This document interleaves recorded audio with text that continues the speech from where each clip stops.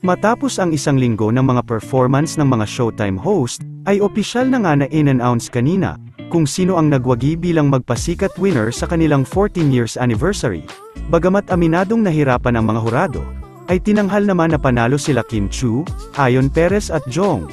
Sa kanilang pagkapanalo ay mag-uuwi naman sila ng 300,000 pesos na gagamitin sa kanilang chosen charity.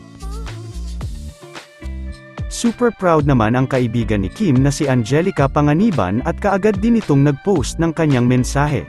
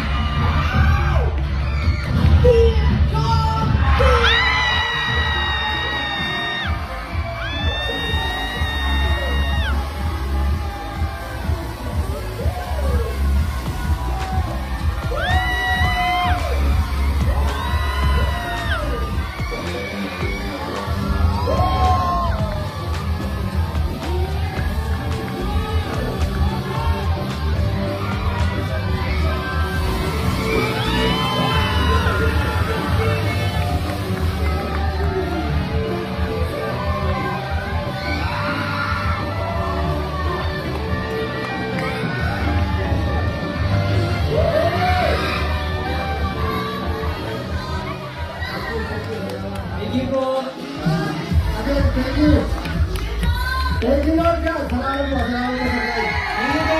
Sa TJKI. Salamat. And of course, sa lahat na involved sa production namin. Maraming salamat. DJ MOD, DJ Alvin, Alan, maraming salamat po sa inyo. Thank you and congratulations sa buong Showtime!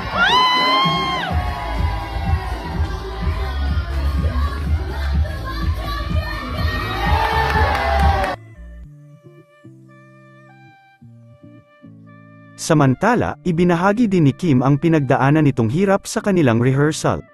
Nyo, guys. Yes, bro. 5.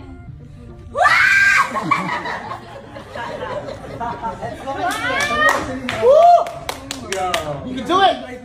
It's okay. 5, 6, 7. Kasi pa paano rito? Dagdag pa tao. 1, 2, 3, 4, 5, 6, 7, 8, 1,